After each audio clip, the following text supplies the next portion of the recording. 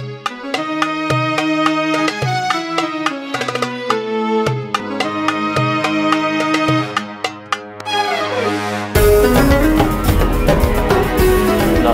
الله الرحمن الرحيم. الحمد لله رب العالمين الذي قال في محكم تنزيله بعد الاستعاذة قد أفلح من تزكى وذكر اسم ربه فصلى بل تؤثرون الحياة الدنيا والآخرة خير وأبقى إن هذا لفي الصحف الأولى صحف إبراهيم وموسى صدق الله العلي العظيم.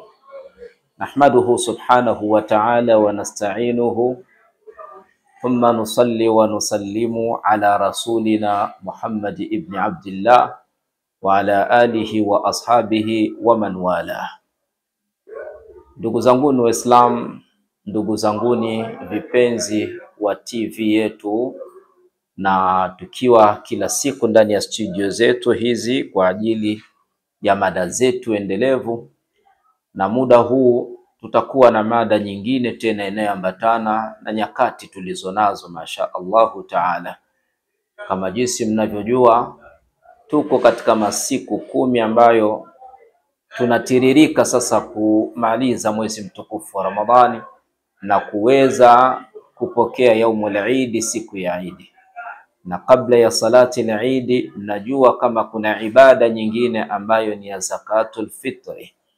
Hii ni moja katika mambo muhimu ambayo Mtume aliacha fardhu hii na akawataka Waislamu waweze kudumu nayo na kujitahidi kuitekeleza ili kufata amri za Allah subhanahu wa ta'ala. Hivyo tuweze kuwa tayari kwa ajili ya kuendelea kufata mada zetu hizi.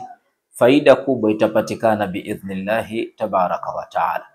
Mada yetu katika muda huu, ndugu zetu wapendwa wa TV yetu Sirajul Munir, ni kusema ya kwamba tutakuwa na mada ya zakatul fitri. Zakatul fitri, na tukitazama neno hili limebebana, liko na idhafa, limebebana na majina mawili ambayo ni mudhafu wa mudhafu ilayhi. Zakatu ni mudhafun na fitri ni mudhafu ilayhi. Kwa hiyo ukitazama haya majina mbili yameleta taarifu, kama jinsi ulama wanatuambia al-idafatu tufidu at-ta'rifa wa at-takhsis. Asili ya idafa huwa inaleta kufiidisha, kukijulisha kitu, lakini pia na kukihusisha kitu. Wanaposema zakatu, inaweza ikaingia katika zaka nyingi, takaso lingi, tathirati nyingi, kwa sababu neno zaka inakuwa ni faida, neno zaka ni takaso. Kwa hiyo inaweza ikabeba maana nyingi sana katika kusudio la mzungumzaji. Lakini tunaposema zakatul fitri, hapo tunakusudia shay'un muayyanun, shay'un ma'rufun, bimaana kinachoambatana na masala ya fitri, na fitri hicho ni chakula. Manake hii ni zakatu ta'am, zaka ya chakula. Bimaana ni kusema ili tupate takaso letu sisi inabidi tutumie vyakula vyetu kwa ajili ya kupata takaso maalum. Ndo katika mada hii sasa tutapata fursa ya kuweza kuelewa zakatul fitri na kusudiwa nini na kipi hasa kinachotakikana katika hili, ili tuweze kufaidika na hichi kitu ambacho alitueleza nacho mtume wetu Muhammad sallallahu alayhi wasallam. Tumeanza kutaja aya ambazo zimo ndani ya Qur'an.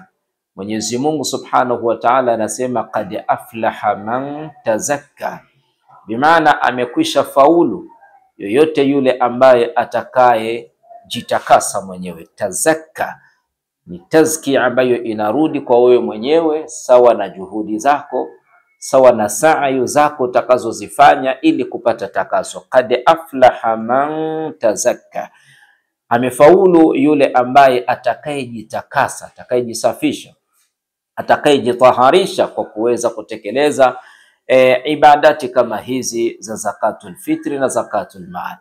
Kwa hiyo anasema qad aflaha man tazakka, wa dhakara isma rabbih fasalla, lakini pia akapata kulitaja jina la Mwenyezi Mungu, kuzitaja takbirati zile za Idi, fasalla, na akasali sala ya Idi.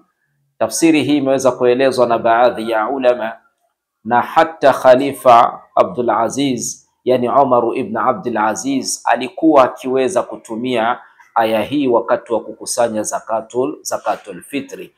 Kwa hiyo kutokana na mada yetu hii tumetanguliza aya hiyo kama ufunguzi wa mada yenyewe, kuonesha hata Qur'ani yenyewe ina alaki na swala hili la zakatul fitri. Na tunaposema neno zaka katika matumizi ya lugha ya Kiarabu, wameweza kueleza baadhi ya ulama hata katika kitabu hichi Al-Fiqhu Al-Manhaji katika ukurasa huyu wa 360 walizungumzia jambo, wakasema ya kwamba maana zakati, tukitafuta maana ya zaka, wakasema az-zakatu ma'khudhatun min zaka ash-shay, min zaka ash-shay, anake inakuja katika maana ya zaka ash-shay. Zaka ash-shay bimaana ni kitu kuweza kupata faida, kukua na kuendelea, bimaana kupata kheri zilizokuwa nyingi. Inakuja zaka na mudhari'u yake inakuja yazku. Kwa hiyo ni kusema ya kwamba zaka shay'u bimaana zada wa nama, zada wa nama, ndio maana yake kuzidi kitu na kikaongezeka. Kwa hiyo tunapokuwa tunafanya swala la zakatul fitri kwa maana hiyo, pia kuna jambo la ziada linalopatikana katika ibada. Tumetekeleza ibada tukufu ya saum, lakini pia tunapata ibada pia ya kuweza kujitolea ili kuongeza kheri zilizokuwa nyingi katika kheri ambazo tulizokuwa nazo. Yuqal, wanasema katika lugha huwa inasemwa zaka zar'u wa zakati tijara. Ukisema zaka zar'u wa zakati tijaratu, ni kusema zaka zar'u, mimea imeweza kukua vizuri, wa zakati tijaratu, maana yake biashara imepata faida. Ndo aleta maana idha zada wa nama kullu minhuma, pale itakapokuwa maana yake imepata ziada na imeweza kuendelea vizuri na kukua vizuri, basi hapo ndiyo inakuwa imeleta maana ya nini, ya az-zaka. Na ukitazama zaka sehemu kubwa inakuwa ni nini, ni infaqu shay'in bi amrin min Allah, kuweza kutoa kitu fulani kwa ajili ya Allah subhanahu wa ta'ala, aidha kwa amri ya Mwenyezi Mungu tabaraka wa ta'ala, ala miqdarin makhsusin, katika kiwango maalum kilichokadiriwa na Rabbul Izzati wal Jalali. Kwa hiyo kutokana na mwelezo huo, tumtazame mtume wetu Muhammadi sallallahu alayhi wasallam katika nukta hii ya masaili ya zaka. Swala la zaka katika zama za mtume ndani ya mwezi mtukufu wa Ramadhani ilikuwa kwa utaratibu ufuatao. Aliweza kueleza moja katika riwaya ilipokewa na Abdullah ibn Abbas radhiyallahu anhuma qala, Abdullah ibn Abbas anasema ya kwamba farada Rasulullah sallallahu alayhi wasallam zakat al-fitri, mtume sallallahu alayhi wasallam aliweza kufaradhisha zakatul fitri. Kuifaradhisha zakatul fitri, na imekuja kwa neno ya fardhu, na fardhu bila shaka ni katika zile ahkamu taklifia, zile hukumu ambazo zinamlazimu kila Muislamu ambaye yuko na akili na amekwisha kuwa baligh, akifikia na umri huwa anatakiwa atekeleze. Fardhu ni shay'un lazim, ni kitu ambacho ni cha lazimu, mtu anatakiwa akitekeleze. Na fardhu ni kitu ambayo man fa'alahu yanalu thawaban wa man tarakahu yanalu iqaba. Asili ya fardhu bimaana wajib, ni kusema ni kitu ambacho akikifanya mtu ambaye sheria inamlazimu anapata nini? Anapata thawabu. Na akikiacha mtu ambaye sheria inamlazimu anapata nini? Anapata madhambi. Kwa hiyo mtume katumia lafdhul fardhi, tamko la fardhi. Katumia tamko la fardhi kuonesha kama hili sala ni la lazima. Anasema ya kwamba farada Rasulullah sallallahu alayhi wasallam. Mtume anasema faradha Rasulullah sallallahu alayhi wasallam zakatal fitri, kilichofaradhishwa hapa ni zakatal fitri kwa sababu ndiyo mafuulun bi, ndicho kilichofaradhishwa zakatal fitri, zaka hii ya fitri. Akasema lengo na makusudiwe iwe ni nini? Anasema tuhuratan lisaimi, iwe ni safisho kwa ajili ya yule mwenye kufunga, minal laghwi warrafath, kutokana na mambo ya upuuzi aliyeweza kuyafanya katika kipindi cha ibada yake ya saumu, warrafathi, na mambo fulani fulani ya kiovu ambayo anaweza kuwa ameyafanya katika nini, katika mwezi wa Ramadhani. Vidonda vile vya kimaasiya, makosa yale ya kimaasiya ya kibinadamu ambayo yameweza kutekelezwa katika kipindi kizima cha mwezi mtukufu wa Ramadhani ndani ya ibada hii tukufu, basi zakatul fitri imefaradhishwa ili kuja kuondoa uchafu huo. Zakatul fitri imefaradhishwa ili kuja kuondoa hivyo vidonda ambavyo vinapatikana katika ibada ya Muislamu.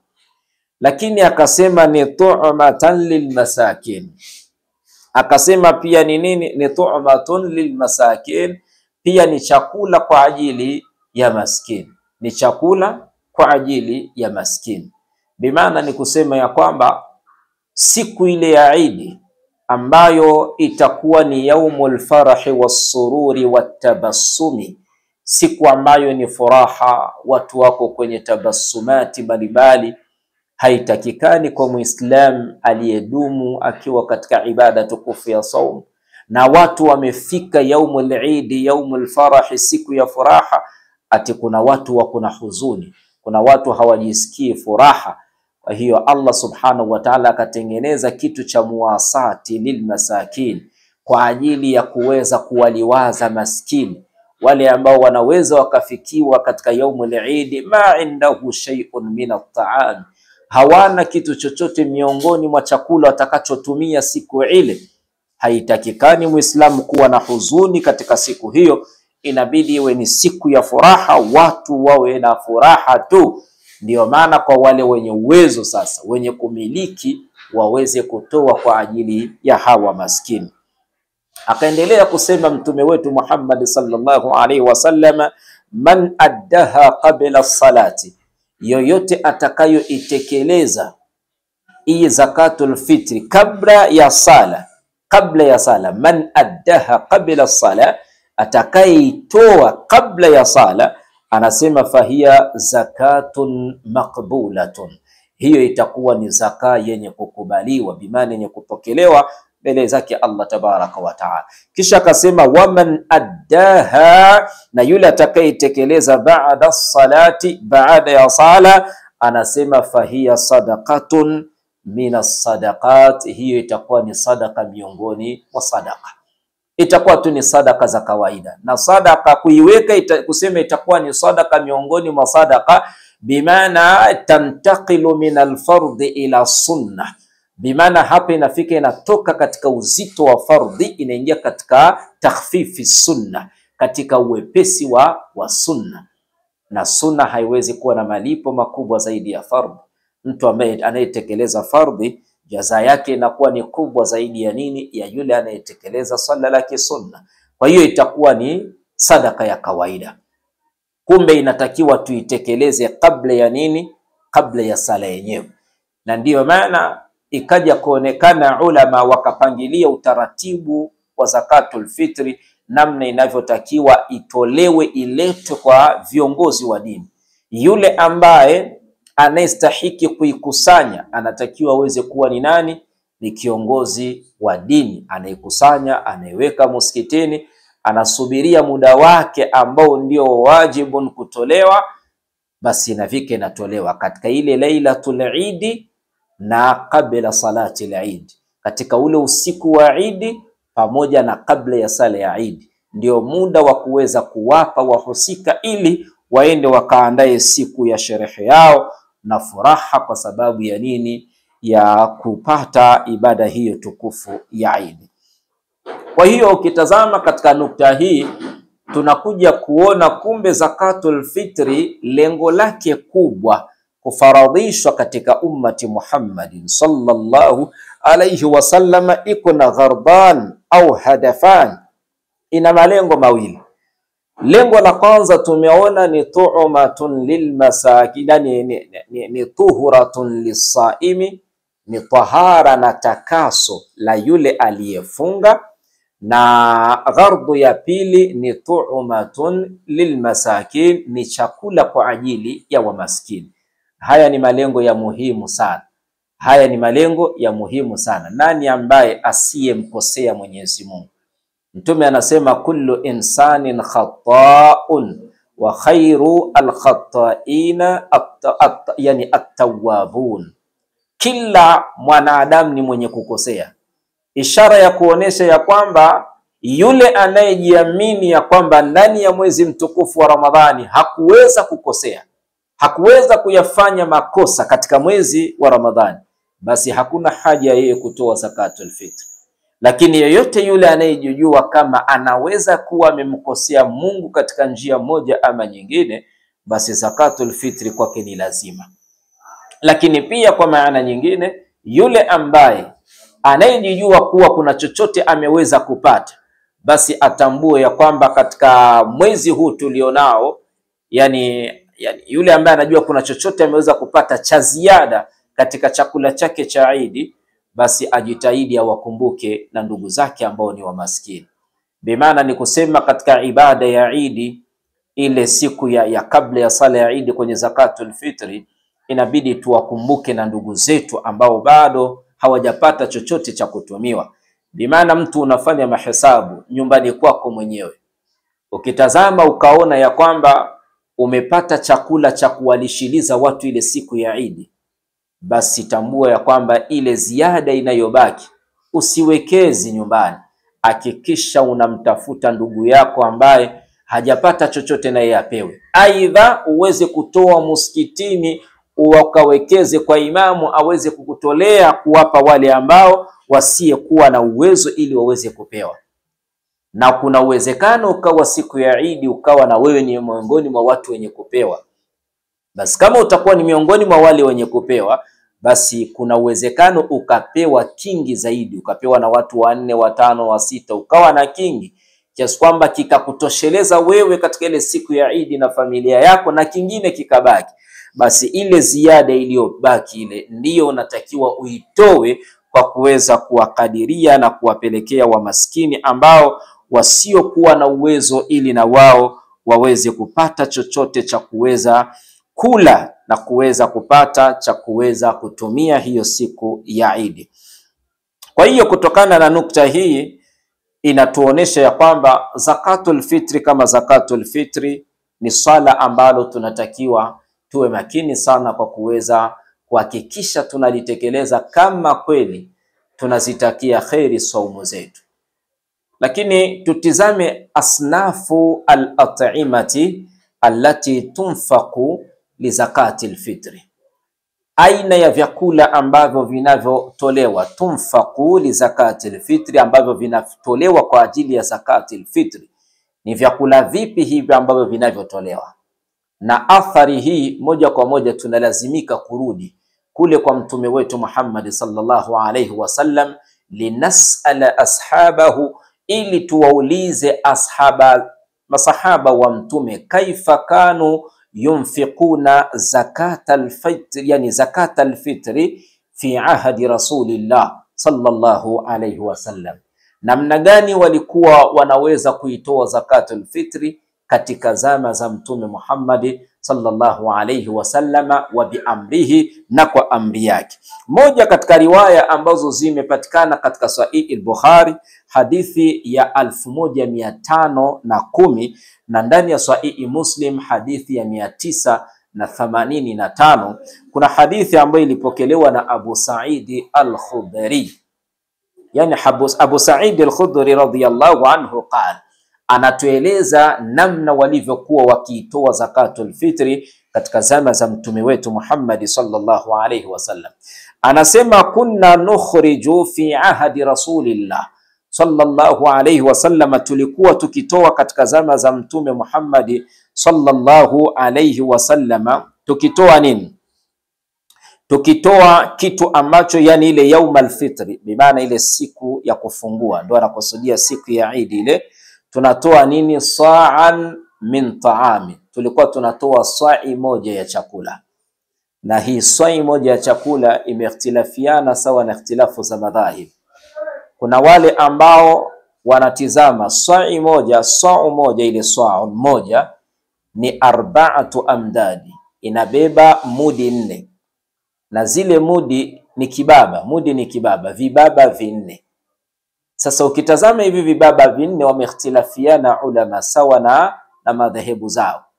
Ukitazama kwa upande wa madhhabu ya Imam Shafi'i, kiwango chao wao wamechukulia hii sa'i moja kwa upande wa kilogram inabeba takriban kilo 2.5, kilo 2.5 kwa upande wa madhhabu ya Imam Shafi'i. Lakini ukitazama katika lajnatu daima ya ifta ya Saudia, wao wameweza kupitisha sawa na utafiti wao, wakaiweka ile sa'i ala miqdari kilogram, katika upande wa kiwango cha kilogram wakajalia kama inabeba kilo 3 za yani kilo 3, wakachukua kiwango cha kilo 3. Kwa upande wa imamu wa Mashafi'ia wakachukua kiwango cha nini, cha kilo 2.5. Kwa hiyo ni kusema sa'i moja inachezea kwenye hivi viwango, kwenye kilo 2.5 mpaka kwenye kilo 3, inachezea kwenye hivi viwango. Kwa hiyo hili sio swala ambalo linaweza likasema eti labda watu wawe na mjadala, wawe na munakasha, wavutane, wamoja waseme si ndio tunapatia, wengine hawapatii. Hapana, hili ni swala la ijtihad kutokana na kile chombo walichokuwa wanapimia cha zama zile, namna gani kimeweza kuleta tofauti na zama zetu hizi. Manake tunaposema kwenye kilograma ya kilo 2.5 na kilo 3, hivi ni vile vitu ambavyo ni nafakati, vile ambavyo vina uzito kama vya mbegu, alhubub, vya mbegu vile kama maharage, mchele, unaona vile vya mbegu vile ndio vinaweza vikabeba katika hicho kiwango. Ama vile ambavyo vinakwenda katika daqiq, manake unga ule, vile vya unga hivyo vinachukua katika kiwango cha kilo 1.5, kilo 1.5 inatosha. Na hiyo mtu anaitoa ni yeye mwenyewe ala raasihi, mtu anatoa kwa kichwa chake. Na ikiwa wewe ni rabbul baiti, sahibul baiti, na kuna watu ambao wako karibu yako wanategemea chakula chako, wanategemea matumizi yako, bila shaka na wao natakiwa uweze kufanya nini? Kuwatolea. Lakini wale ambao wasiyekuwa na uwezo wa aina yote, lakini yule ambaye atakuwa na quwwatul infaq, yani quwwatul maliya, iko na uwezo wa kifedha, hata kama anakula chakula chako, inatakiwa uweze kufanya nini? Inatakiwa umwambie ajitolee mwenyewe. Akiwa ni khadimu, mtumishi, muslimu, muislamu, huyu anapokea pesa, kwa nini umtolee? Asili ya fardhu, fardhu hii ni fardhu ainin ala raasi sahibi as-sawm, ya as-sawm, hichi ni kichwa cha yule mwenye aliyefunga.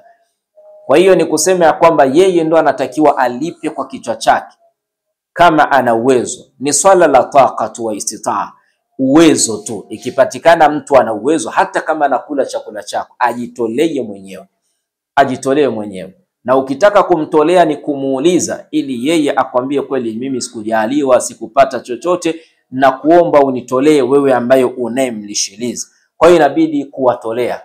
Na wale tunaowatolea, tunajitolea kwanza ni sisi wenyewe, tunawatolea wake zetu, tunawatolea na watoto wetu, na wale wote ambao wako katika milki yetu ya chakula chetu cha kila siku tunawatolea. Wasiyekuwa na uwezo wa kuweza kufanya nini? Kuweza kujitolea. Wasiyekuwa na uwezo wa kuweza kujitolea. Mpaka baadhi ya ulama wamepitisha mpaka na mimba inaweza ikatolewa. Lakini hili ni swala la ikhtilaf. Kuna wale ambao hawakujuzisha mimba kuweza kutolewa, na kuna wale ambao waliweza kujuzisha mimba kuweza kutolewa. Na wengine wakasema ikiwa kwamba mtoto atazaliwa akaweza kupata sehemu ya mchana wa Ramadhani, akapata sehemu ya mchana wa Ramadhani kwa kuzaliwa, basi huyu anatolewa zakatul fitr.